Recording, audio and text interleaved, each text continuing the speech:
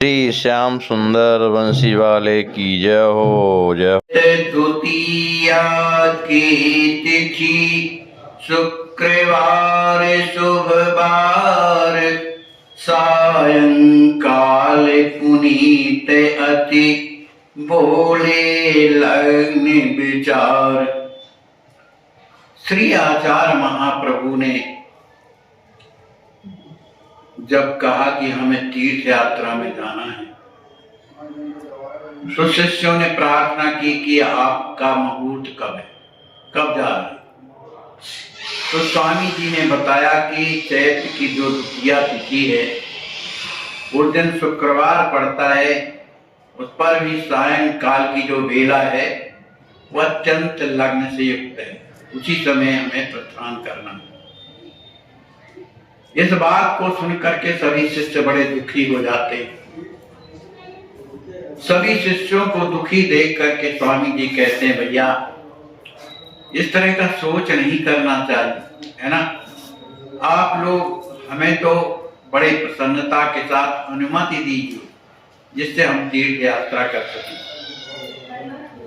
भक्तों ने कहा कि प्रभु हम मना नहीं करते हैं, आपकी जहां इच्छा है स्वतंत्र है, जा सकते हैं, लेकिन आपकी स्थिति देख करके ये लगता है कि आप अकेले न जाएं, कम से कम हम सबको साथ में जिसे आप चाहें ले चलें।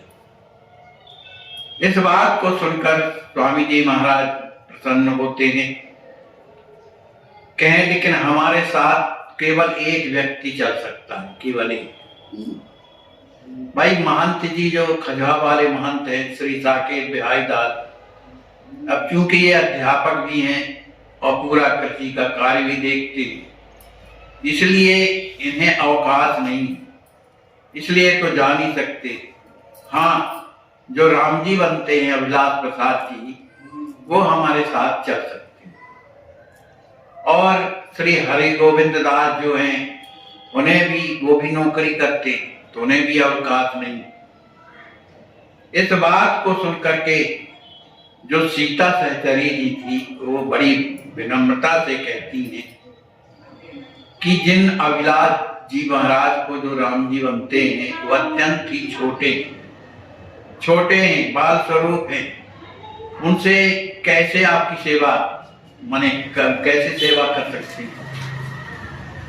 इसलिए कम से कम 2 सेवक तो साथ में होना चाहिए जो आपकी सेवा करें, क्योंकि मार्ग बहुत दूर है, चारों धाम की यात्रा आपको करना है, कहाँ कैसी परिस्थिति निर्मित हो जाए, इसलिए आप कम से कम 2 सेवक साथ में रखिए।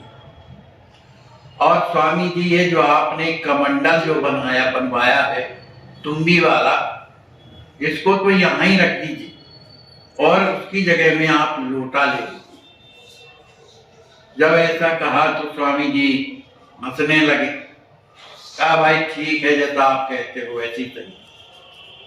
गुरु जी ने ऐसा कह करके सभी को सांत्वना दी और वहां से स्वामी जी प्रस्थान करते, रीवा के लिए आते। उस समय चैत माह की प्रतिपदा तिथि थी, संध्या काल की शुभ लग्न थी। तो श्री रामकृष्ण जी महाराज जो वैद्यराज थे, उनके घर में स्वामी जी वहां से आते। जैसे ही लोगों को, रीवा वासियों को पता चला कि स्वामी जी पधारे हैं, तो सभी कोई बड़ी प्रसन्नता के साथ दौड़ने लगे स्वामी जी का दर्शन करने। सभी कोई आकर के स्वामी जी के चरणों में प्रणाम करते हैं और प्रणाम करने के बाद वहां बैठ जाते हैं। श्री हरि गोविंद दास जी महाराज को ये पता लगा कि स्वामी जी चतुर्धाम की यात्रा में जा रहे हैं, तो उन्होंने जाकर के स्वामी जी के चरणों में प्रणाम किया और अपनी इच्छा प्रकट की कि आज्ञा हो तो मैं भी चलना चाहता हूं। स्वामी जी बोले गुरुवर ठीक है, आप जो कहते हैं ठीक है, लेकिन आप नौकरी करते हैं, तदपि नौकरी जान, आपकी नौकरी है, इसलिए यह बात बीच में रुक गई। मतलब आप नौकरी करते हैं तो जब तक आपको वहां से अवकाश नहीं मिलेगा तो सब कैसे हमारे साथ चल सकते हैं। तो स्वामी जी ने कहा कि ठीक है, अगर आपको चलना है तो भाई पहले वहां से छुट्टी लो तब चलो। तो गोविंद दास जी महाराज वहां से कार्यालय आते हैं, कार्यालय में सब बात बताते हैं। तो जो अधिकारी थे वो कहने लगे कि इस पूरे कार्यालय की चाबियां तो आपके पास रहती हैं, माने प्रत्येक विभाग की चाबियां आपके पास है, माने पूरा आप ही मुख्य रूप से यहाँ पर हैं और आप चले जाएंगे तो फिर कैसे क्या हो। तो उन्होंने कहा कि अब इससे बढ़कर के सौभाग्य क्या हो सकता है कि मुझे गुरुदेव की सेवा मिले। तो मेरी प्रार्थना है कि ये मेरी छुट्टी स्वीकार करे। तो जो अधिकारी था उसका भी अपने आप जैसा भी मन बदल गया। उन्होंने कहा ठीक है, किसी को आप को आप विश्वास पात्र मानते हैं इस कार्यालय में, उनको ये चाबियां दे दो और कौन सी फाइलें किस मनी लाए उसमें रखी हैं अलमारी में, ये सब उन्हें बता दो। तो इस तरह से उन्होंने के जो प्रेमी थे उन्होंने उस चाबियों को ले लिया और उन्होंने बता दिया कि अमुक अमुक अलमारी में नंबर पड़े थे, सब अलमारी में इस विभाग का काम है, इस तरह से उन्हें बता दिया। अब इसके बाद वहां से छुट्टी लेकर के और जल्दी जल्दी अपना आसन वस्त्र लेकर के स्वामी जी की सेवा में उपस्थित हो गए। अब जब यात्रा काल का समय आया तो स्वामी जी के लिए सभी गुरु भाई लोग, कोई घंटा, कोई घड़ियाल, कोई ढोल, इस तरह से स्वामी जी को पहुंचाने के लिए जा रहे। सभी लोग कीर्तन करते हुए बड़े प्रेम से जो बस है बस स्टैंड आते। जिस समय स्वामी जी बस में विराज गए सभी भक्तों के नेत्र बरसने लगे, अपना आपा खो दिए, सभी रोने लगे, ससकने लगे। अब बस के जाने के बाद सभी कोई रोते हुए अपने घर आते हैं। एक राघवदास जी महाराज थे, वो स्वामी जी के साथ में प्रयागराज तक जाते हैं। एक भगवान दास जो भक्त थे उन्होंने भी जब स्वामी जी का दर्शन किया प्रयाग में, उन्हें बड़ी प्रसन्नता हुई। उन्हें बैठने के लिए आसन वगैरह लगाया, क्योंकि फिर प्रयागराज से अभी स्नान करना है संगम में स्नान करने के बाद फिर रात्रि दूसरे दिन गाड़ी थी, लेकिन प्रस्थान के कारण जो मुहूर्त था उसके कारण स्वामी जी एक दिन पहले निकल गए। रात्रि काल संगम सहित देखे अंजनी लाल, स्वामी जी ने रात्रि में ही संगम का दर्शन किया, अभी स्नान नहीं किया, संगम का दर्शन किया। और जो लेटे हुए हनुमान जी महाराज हैं जो किले के बगल में हैं उनका दर्शन करते हैं। स्वामी जी श्री हनुमान जी का बड़े प्रेम से उनका पूजन करते हैं।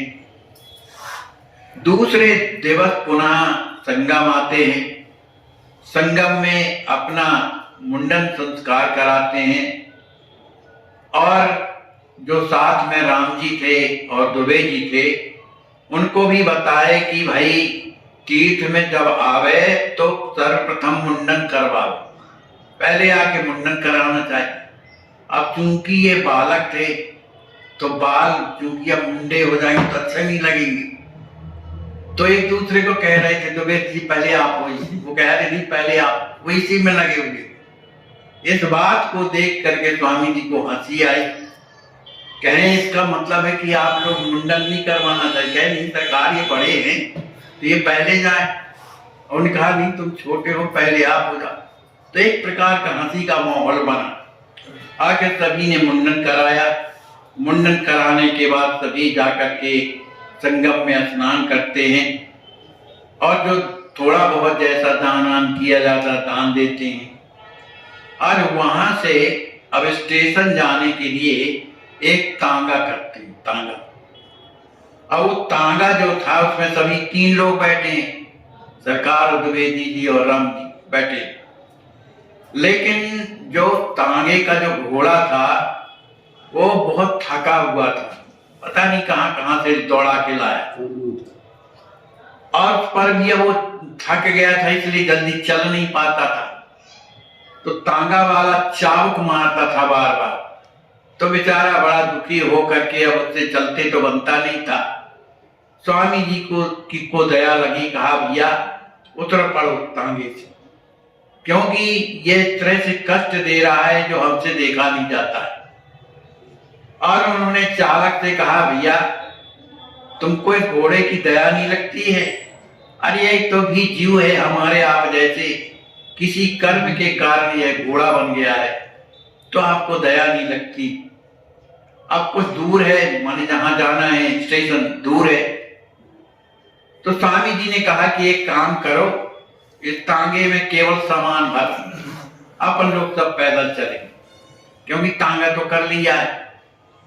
तो सभी कोई जो है पैदल चल रहे हैं, तांगे के ऊपर केवल सामान भर रखा है। इस तरह से स्टेशन आते हैं। स्टेशन में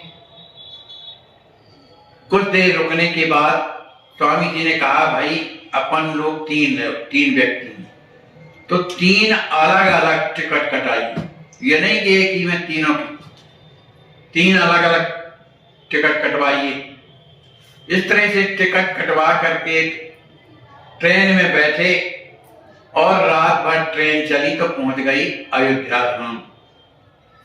अयोध्या धाम सवेरे जब पहुंचती है तो सरयू तट में आकर के सरकार स्नान करते हैं, वे दोनों के दोनों स्नान करते हैं। फिर इसके बाद आश्रम में जाते हैं, राम कुंज में आश्रम में जाते हैं। जैसे ही स्वामी जी को देखा आश्रम कुंज के लोगों ने, वहां के संत महात्माओं ने, सभी कोई जयकार करने लगते हैं। स्वामी जी राम कुंज में पहुंच करके अपने गुरुदेव के चरणों में जाते हैं, उनके चरणों में दंडवत करते हैं, भेंट दक्षिणा देते हैं और उनका पूजन भी करते हैं। गुरुदेव ने जैसे स्वामी जी को देखा बड़े प्रसन्न हुए, लेकिन उस समय वो कनक भवन जा रहे थे। तो उन्होंने कहा कि हम कनक भवन, क्योंकि नित्य का ये नियम ही था कि जाते थे। तो जो चाचा गुरु थे उन्होंने फलहार बनाया, स्वामी जी फलहार करते थे, बनाया और उनको बैठ करके पवाया। इतने में श्री घनश्याम दास जी को पता चला कि स्वामी जी चतुर्धाम की यात्रा में जा रहे हैं, तो सुनकर के बड़े प्रसन्न होते हैं। वो वहीं अयोध्या में मिल गए। अब वे स्वामी जी के सामने आते हैं, उनके चरणों में प्रणाम करते हैं और बैठे हुए थे। कुछ रात्रि हो रही थी, आपस में चर्चा करते हुए बहुत समय निकल गया। अब इसके बाद जो घनश्याम दास जी थे उन्होंने सोचा कि स्वामी जी के लिए प्रभाती जरूरी, सवेरे से प्रभाती लगती है, तो उन्होंने बहुत सी प्रभाती भी रख दिया। फिर इसके बाद सरकार को अब चूंकि यात्रा करना है तो 4 बजे सवेरे उठ करके स्वामी जी और स्नान करने श्री सरयू जी जाते हैं। सरयू में स्नान करने के बाद राम कुंज लौट करके आते हैं, अपने प्रभु का ध्यान करते हैं, सेवा करते हैं। फिर इसके बाद सद्गुरुदेव भगवान का पूजन करने के लिए जाते हैं। पूजन करने के बाद, आरती करने के बाद, चरणों में प्रणाम करने के बाद हाथ जोड़ करके प्रार्थना करते हैं कि आज्ञा हो तो मुझे 4 धाम की यात्रा करना है।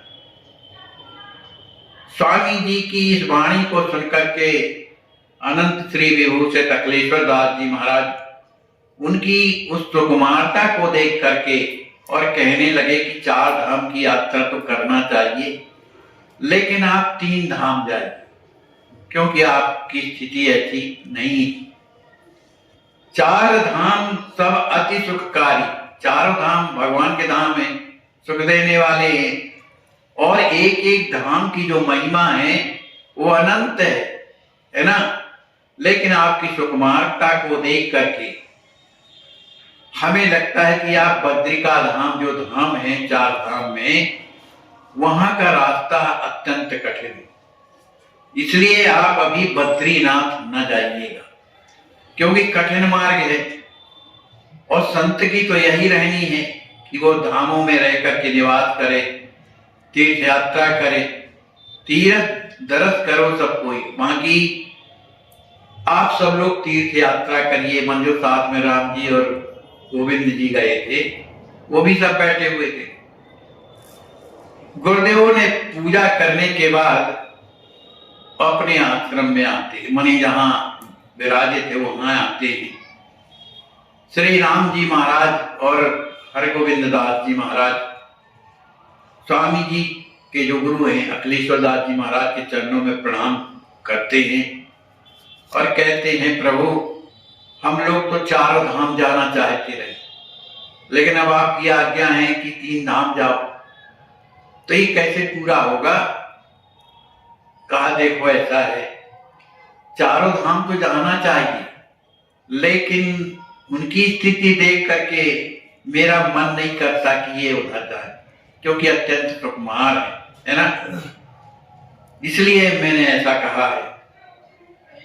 और यदि उनका स्वास्थ्य बढ़िया रहे, 3 धाम पहले कर, जो चतुर्धाम है बद्री धाम का, अगर स्वास्थ्य बढ़िया रहे तो मैं उसको भी मना नहीं करता हूं, लेकिन स्वास्थ्य का ध्यान देते हुए ये सब करें। जैसे आज्ञा मिलती है सभी ने, दोनों ने दंडवत किया, और जैसे ही दंडवत करते हैं महाराज के सिर में अपना हाथ रखते हैं। श्री गोविंद दास जी महाराज आकर के स्वामी जी के चरणों में प्रणाम करते हैं और बताते हैं कि आप कह रहे थे कि 3 धाम जाना है, हम तो स्वामी जी से चारों धाम के लिए कह सुनाए।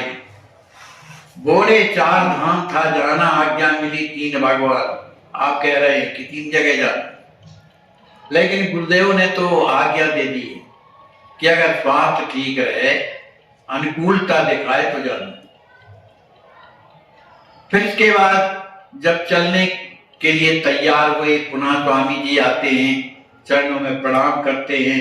प्रणाम करने के बाद गुरुदेव भगवान आशीर्वाद देते हैं, कहते हैं सब करना कराना ठाकुर जी को है, ठाकुर जी सब करिए पूरा, करो जाए नहीं रहे अधूरा। भाई ठीक है, जाओ, वो अधूरा न रह जाए, अपने चारों धाम की यात्रा। श्री हरिनाम दास जी आए, मित्र भाव ने जो गुरु लपटाई। एक श्री हरिनाम दास जी महाराज के थे, वो स्वामी जी को मित्र के भाव में मानते थे, तो वो जाकर के स्वामी जी के हृदय से लिपट जाते हैं। इस तरह से श्री गुरुदेव भगवान की यात्रा का संवाद सुन करके बहुत से संत लोग उनका दर्शन करने के लिए आते हैं। बैठ करके सभी भक्ति भाव की चर्चा करते हैं।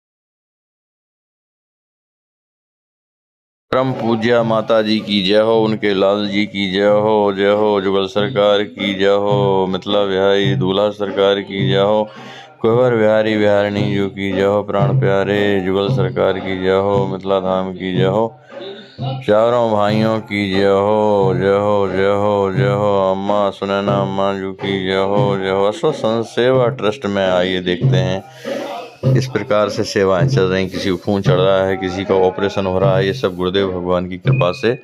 आइए, आपका स्वागत है और एक बार जरूर देखिए, आइए यहाँ। जय सिया राम। दंडवत महाराज जी, कैसे हैं?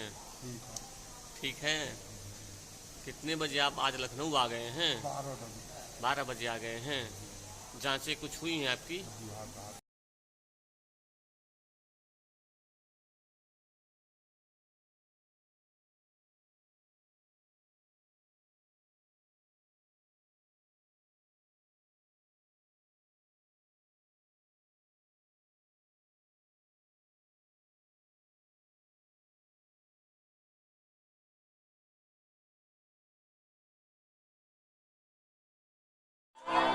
वैष्णव जन तो।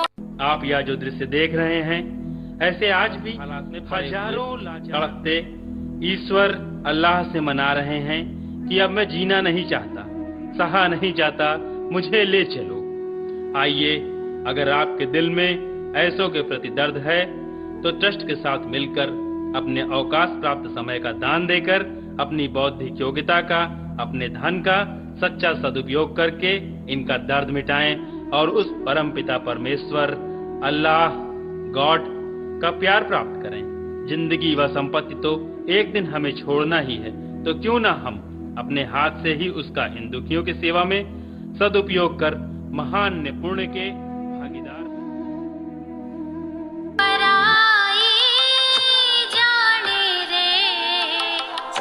वैष्णव जन